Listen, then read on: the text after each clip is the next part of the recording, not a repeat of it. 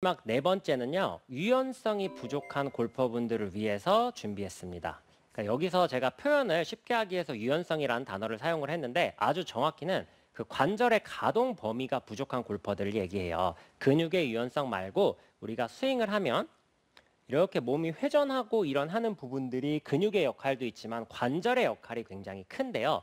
그 가동 범위가 적은 골퍼분들 같은 경우에는요, 우선 첫 번째는 스탠스가 남들과는 조금 달라야 합니다. 보통 드라이버를 칠 때 이렇게 어깨 넓이 정도로 하거나 지금처럼 어깨보다 조금 넓은 넓이로 스탠스를 서는 게 일반적이잖아요. 이렇게 스탠스를 서고 움직이게 되면요, 안 그래도 움직임이 작은 골퍼분들이 훨씬 더 움직이기가 어려워집니다. 그래서 평상시보다는 드라이버를 칠 때도 좀 이렇게 좁은 스탠스를 서시는 게 좋습니다. 근데 아니 무슨 비거리 레슨을 하는데 스탠스를 좁게 서라고 하냐, 이렇게 생각하시는 분들이 계실 거예요. 지금처럼 좁게 서고 쳐도 파워에는 아무런 지장이 생기지 않습니다. 스탠스의 넓이가 비거리에 영향을 분명히 주기는 줍니다. 근데 우리가 생각하는 것만큼 넓으면 무조건 멀리 가고 좁으면 무조건 안 나간다, 이런 개념에서 조금 자유로워지셨으면 해서 이 예를 보여드린 거고요. 그래서 평상시에 좀 유연성이 좋지 않은, 가동 범위가 작은 골퍼분들은 비거리를 낼 때도 넓은 스탠스보다는 조금은 좁은 듯한 스탠스가 유리할 수 있다. 체중 이동이 조금만 하더라도 무게가 실어줄 수 있기 때문에 유리하다, 이렇게 생각을 하고, 아이언 넓이 정도, 그러니까 어드레스를 했을 때 우리 이 어깨 바깥의 라인을 이렇게 하나 그어주시면 이 어깨 안에 발이 딱 떨어지도록, 통 밖으로 어깨가 발이 나가는 것이 아니라 이렇게 통 안에 발이 같이 들어와서 서질 수 있도록 조금 좁은 듯한 스탠스를 선다라고 생각을 해주시면 됩니다. 발끝도 약간 이렇게 팔자로 좀 벌려주세요. 이렇게 조금만 벌리시더라도 벌써 백스윙을 했을 때 회전이 되기가 훨씬 더 용이하거든요. 그래서 이렇게 스탠스를 취하시면은 일단 발이 서는 거는 준비가 끝났습니다. 근데 유연성이 부족한 골퍼분들이 하나 꼭 철칙처럼 지키셔야 되는 게, 어드레스를 했을 때 지금처럼 이렇게 많이 숙이는 골퍼분들이 있거든요.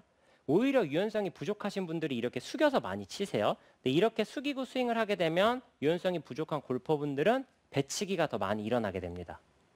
그래서 유연성이 좀 부족한 골퍼분들 같은 경우에는 스탠스를 지금처럼 서시고 상체도 조금은 이렇게 서서 좀 상대적으로는 좀 서 있는 듯한 느낌으로 회전을 해주시는 게 훨씬 더 회전하기에도 용이하고, 그리고 배치기를 예방해서 일관성을 가져가시는 데도 도움이 됩니다.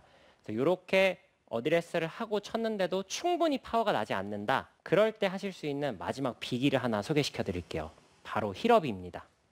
힐업은 말 그대로 백스윙을 했을 때 왼발 뒤꿈치를 들어주는 동작을 얘기하는데, 이 힐업을 하라고 말씀을 드리면 이렇게 하시는 분들이 많거든요. 그러니까 무릎을 앞으로 밀어가지고 뒤꿈치를 드는 이런 분들이 많아요. 무릎을 앞으로 이렇게 들어버리시면 오히려 백스윙을 했을 때 회전이 더 덜 됩니다. 그래서 이거는 잘못된 힐업이라기보다는 아예 없는 옵션이라고 생각을 하시고, 왼발 엄지가 이렇게 눌린다. 네, 그래서 지금처럼 무릎이 약간 이렇게 오른쪽으로 이동을 한다라는 느낌을 가지고 힐업을 해주셔야 돼요.